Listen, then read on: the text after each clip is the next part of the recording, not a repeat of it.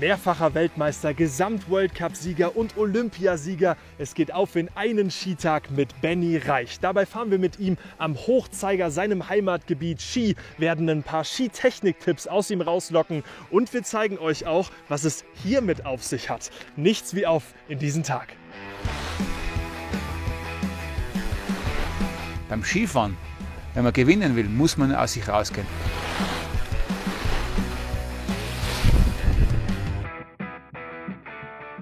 Grüß dich, Benny. Hi. Servus. Schön, dich kennenzulernen. Freut mich, ja. Auf geht's in den guten Skitag. Wetter ist bestellt, ich glaube, es steht guten Skitag nichts im Weg. Warst heute schon unterwegs, habe ich gesehen. Ich war schon am Weg, ich habe schon trainiert, ja, mit unserem Joshua Sturm, Weltcup-Fahrer aus dem Pitztal, und da haben wir schon ein paar Schwünge gezogen heute. Pitztal wird auch ein Begriff sein. Ich bin zum ersten Mal hier am Hochzeiger mit dir jetzt gemeinsam in einem deiner Heimatgebiete. Das heißt, zeig mir das Ganze mal. Steigen wir mal in die Ski. Auf jeden Fall. Gehen wir's an.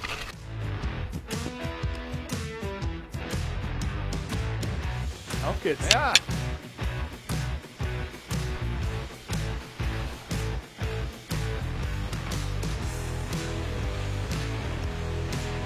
Da hinten ist die Zugspitze, genau, ja.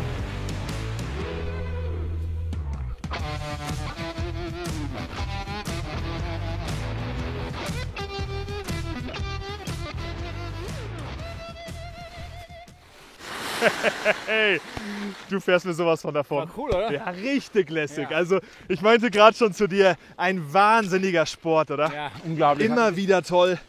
So ist. Also mir geht immer das Herz auf. Wenn man raufkommt am Berg, die Sonne geht auf, die Weite, sage ich mal, ist auch schön, und dann natürlich runterglühen auf den perfekten Schnee. Schön, oder? Und das macht er fantastisch. Habt ihr ja gerade auch gesehen bei seinen Kurven. Wir sind hier am Hochzeiger im Pitztal unterwegs. Es ist deine Heimatregion, Benny. Aber du warst natürlich als Fahrer wirklich überall auf der Welt unterwegs. Hier wahrscheinlich besonders, oder? Erzähl mal so ein bisschen die Geschichte von dir hier. Logisch, hier bin ich aufgewachsen. Da habe ich als Bub schon trainiert, sage ich mal, am Hochzeiger, natürlich am Sommer, im Herbst auch am Gletscher im Pitztal. Und natürlich auch dann, wo ich in der Weltcup gefahren bin, wo ich im ÖSV war, war man natürlich, ob das Chile war, ob Neuseeland, ob Kanada, Amerika, natürlich in Europa sowieso. Also wir waren natürlich überall am Weg, aber ich habe immer wieder da sehr, sehr viel trainiert und eigentlich meinen Rhythmus, meine Form gefunden, muss ich ganz ehrlich sagen. Und für dich in deiner Skifahrerkarriere gab es da Orte, die dich besonders begeistert haben, wenn man jetzt wirklich über Skiregionen auf der Welt redet, die für dich besonders waren? Ja, schon natürlich. Es hat natürlich Amerika auch was. Ich war mit 14 zum Beispiel das erste Mal in Whistler Mountain. Das war schon für mich ein gewaltiges Erlebnis, weil es einfach riesig ist. Gell? Das Gebiet ist riesig. Ich meine, haben da natürlich ein eher kleineres Gebiet. Wir haben schöne Pisten, das ist klar. Whistler Mountain beispielsweise ist natürlich ganz ein großes Gebiet und kann man nicht ganz vergleichen, das ist klar. Absolut, absolut. Sehr schön. Und jetzt lernen wir noch ein bisschen Hochzeiger mit dir kennen. Hier gibt es ja noch einige Pisten zu fahren. Das heißt, weiter geht's und dann schauen wir uns mal das Panorama an. Gehen wir es an. Gehen wir es an.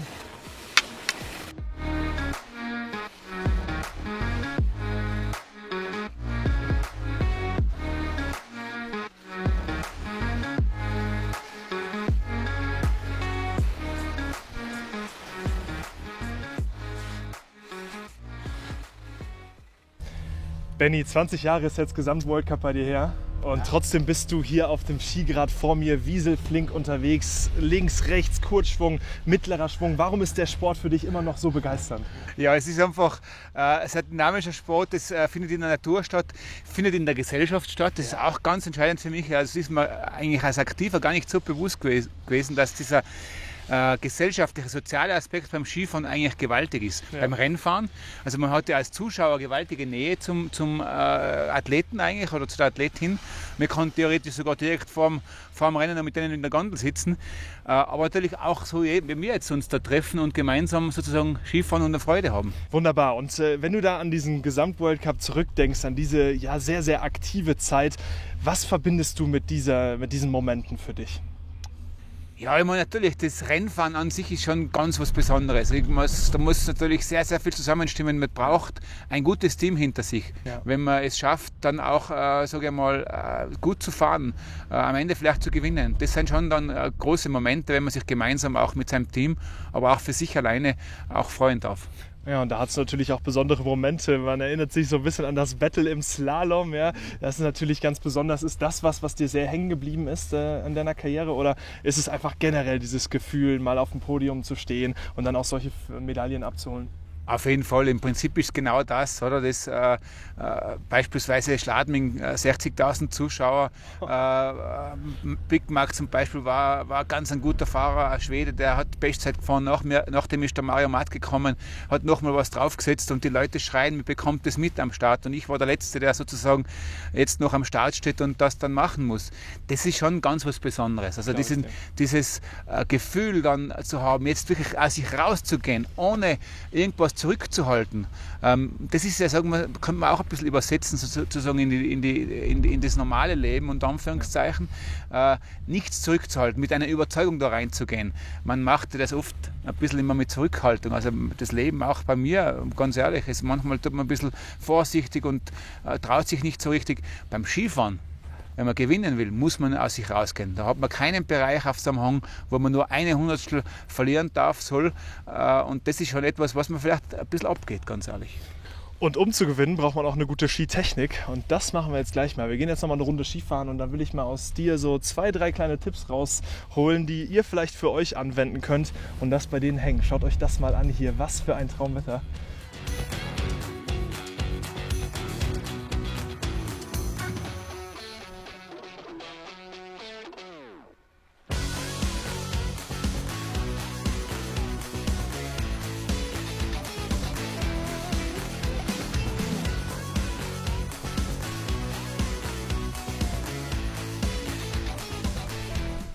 Was für eine Winterkulisse hier. Schon cool, oder? Traumhaft.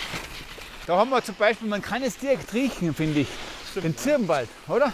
Ah, ja. Das ist ein großer zusammenhängender, einer der größten zusammenhängenden Zirbenwälder in Österreich. Und ich finde das immer schön, oder wenn man das richtig sich in der Natur bewegen darf und das auch ein bisschen bewusster nachher wahrnimmt. Mittendrin und am Ende dann auf der Hütte der Zirbenschnaps. Ja, genau.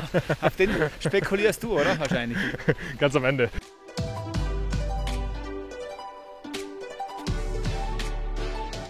Schau mal, da mal ist ein Zirbenfall, 80% Gefälle. Also, Bist du bereit? wir gehen's ab. Was machen wir, Kutschwing oder machen wir direkte Linie? Wenn schon, denn schon. Was? Direkte Linie. Direkt, okay.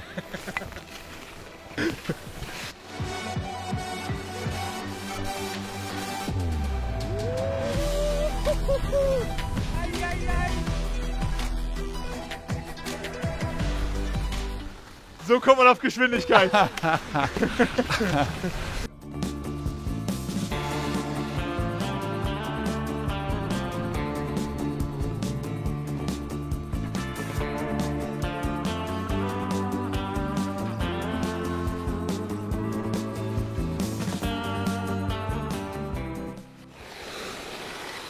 Benni, ein Traumhang. Schöner Hang, gell? Man merkt direkt die nordseitige Exposition. Ne? Du hast einen ganz anderen Schnee. Das ist entscheidend eigentlich. Also man muss immer auch ein bisschen taktisch fahren, sage ich mal, wenn man Skifahren geht. Ja. Exposition ist ganz wichtig, speziell im Frühjahr, oder? Wenn es natürlich im ostseitig sollte man immer dann zuerst fahren, weil dort wird es als erstes weich und nordseitig eher zum Schluss. Ja, ja. Weil da wird es nie weich, da ist immer staubig. Gell? Und das ist ganz entscheidend, dass ich habe da auf dem Hang sehr viel trainiert im Frühjahr. Das letzte Mal oder der letzte Tag in der Saison war am 3. Mai, wo ich da gefahren bin, auf dieser See. Und da waren perfekte Bedingungen. Nordseitig. Und man muss sich vorstellen, dann hast du diesen schönen Hang, dieser gruppierte Hang. Und da habe ich eigentlich immer Ski getestet. Natürlich sehr früh in der Früh, also schon um 6 oder so gestartet. Klar. Und ich muss wirklich sagen, ich habe das immer geliebt. Da diesen Ausblick und natürlich vor allem das Training da auf der guten Piste. Total. Und apropos Training, da will ich jetzt gleich auf die Techniktipps eingehen, aber man sieht auch sehr gut die Kopierung vom Hang. Das seht ihr auch gerade. Es geht links, rechts, es geht über Hügel und das macht es eben anspruchsvoll, die Skitechnik genau darauf anzupassen. Und vielleicht hast du da ein bisschen was parat. Schauen wir mal da unten in die Ebene.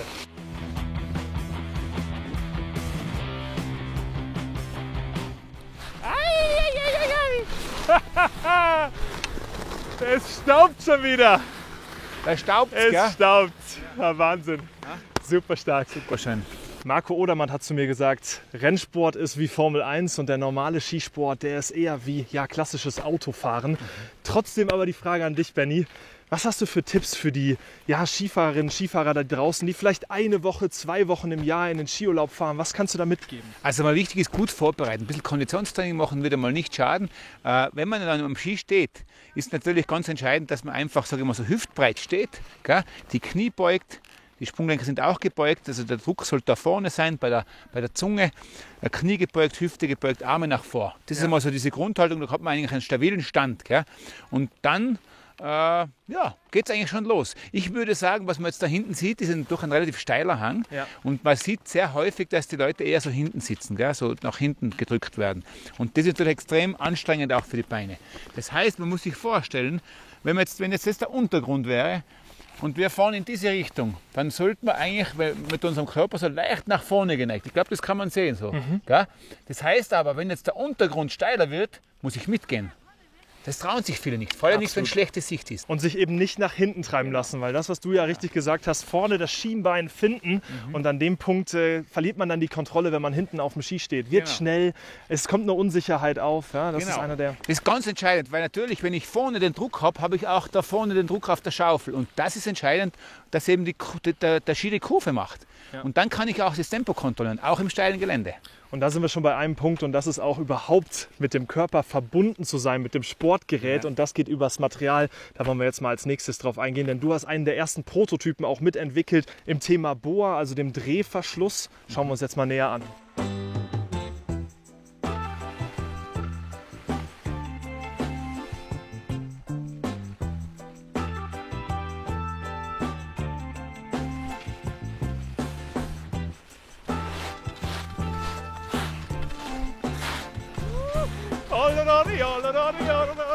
Ja, wenn wir twisten auf den Pisten, schauen uns die Hasen an.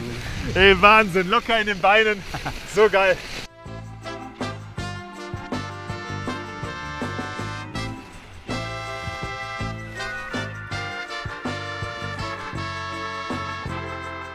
Lässige Kurven, Benny, macht richtig Spaß. Und jetzt eben hatten wir ja schon beim Skitechnik-Tipp das Thema Equipment ein bisschen mit drin. Worauf achtest du hauptsächlich?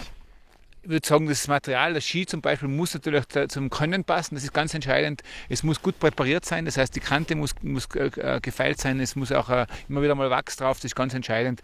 Und natürlich der Schuh, wenn wir dann weitergehen zum Schuh, muss passen. Das ist entscheidend, dass man sich auch wohlfühlt und dass der Schuh eben passt, ist natürlich auch Voraussetzung, dass man auch ein gutes Gefühl am Ski hat. Und schlussendlich das Thema Bewegung überhaupt aufs Sportgerät bringen. Ich glaube, das ist für viele von euch, die zuschauen, da kennt man das Gefühl, man schwimmt im Skischuh, man hat vielleicht auch die eine oder andere Druckstelle, es schmerzt, deswegen öffnet man den Schuh und dann haben wir eben das Problem, dass diese Bewegungen, die wir von unserem Körper steuern wollen, gar nicht auf dem Ski ankommen. Also eines der Hauptprobleme. Und Benny, du warst dann natürlich im Rennsport in richtig festen Skischuhen unterwegs, nehme ich an, oder? Logisch, beim Rennlauf ist es extrem wichtig, dass man Speed macht, dass man immer die Dynamik reinbringt und bei den hohen Geschwindigkeiten treten natürlich extreme Kräfte auf und da muss der Schuh extrem gegenhalten, logisch. Ja. Und da muss einfach auch genau passen, dass es eben die direkte Einleitung in den Schwung geht.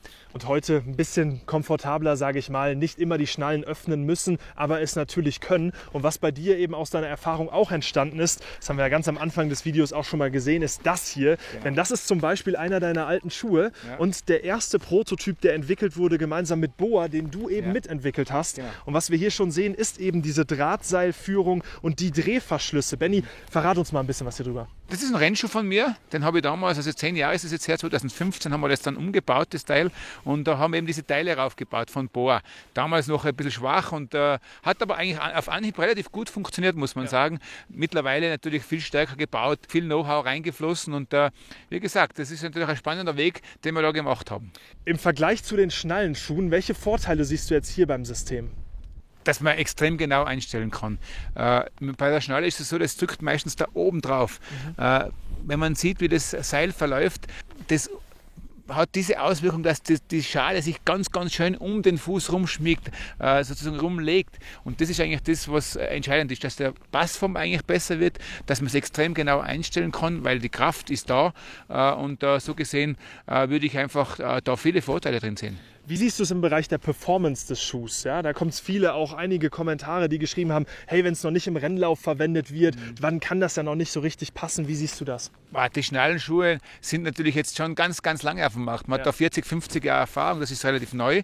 Und jetzt muss man einfach das auch verstehen, wie die Verläufe, die Züge sind und wie das am besten dann auch in Performance umgesetzt werden kann. Ich glaube, da haben die Schuhhersteller gerade diese Aufgabe, das entsprechend zu implementieren. Aber wir merken schon heute, es ist stark, es kann in diesem Bereich verwendet werden, die Performance bringt's. Und ja, so sieht die Zukunft des Systems aus. Und für uns geht es jetzt erstmal wieder eine Runde Skifahren. Genau. Gehen wir was an. Geht's auf.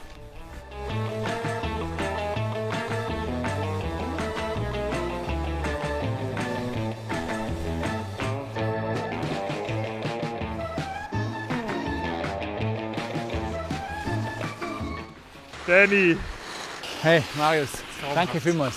was für ein lässiger Tag. Ich sage danke zurück und da auch jetzt die Frage einmal an dich. Talabfahrt, Panoramaabfahrt, Benny Reich-Abfahrt. Es gibt so viele Pisten, die hier schön im Gebiet sind. Was ist dein Favorite? Ja, ich muss schon sagen, ich mag gerne das Panorama, die Berglandschaft. Das muss man sich auch bewusst machen. Aber es ist ja auch besonders schön, dass man die Talabfahrt eigentlich auch genießen kann. Dass es eigentlich auch eine sehr interessante Geschichte ist und sehr breit ist auch. Und das habt ihr auch gesehen, Hochzeiger als Gebiet, übersichtlich, aber eben auch mit einigen sportlichen Pisten. Und wir sehen hier, apropos Sport, auch noch was, wo trainiert wird. Jugend nehme ich an, die hier trainiert wird. Erzähl mal ein bisschen was über das Renntraining hier. Genau, das ist meine Rennschule, die wir betreiben mit meinem Bruder vor allem. Und da trainieren die Pitztaler Jugendlichen, aber nicht nur, auch Deutsche, Schweizer, eigentlich von der ganzen Welt. Neuseeländer, alles haben wir da. Das heißt, da kann man sich mal auf die Probe stellen. Genau. Muss ich vielleicht auch mal machen. Ne? Da kommst du, machen wir Ja, was. das wäre lustig. Logisch. Benny, vielen Dank nochmal für den tollen Tag. Hat richtig Spaß gemacht. Wenn euch mehr interessiert rund um seine Person, schreibt auch gerne die Fragen unten in die Kommentare. Wir versuchen das zu beantworten. Ansonsten freue ich mich, wenn wir uns in dem nächsten Video wiedersehen. Zum Beispiel über das BOA Fit-System, genau hier eingeblendet. Dir noch eine sehr gute Saison. Viel Spaß weiterhin beim Skifahren. Danke. Das macht richtig Dir auch. Spaß. Nice. Und ja, vielen Dank auch hinter die Kulissen an Emma, Linus und das Team im Schnitt. Euch allen eine gute Zeit und bis dahin. Ciao. Ciao.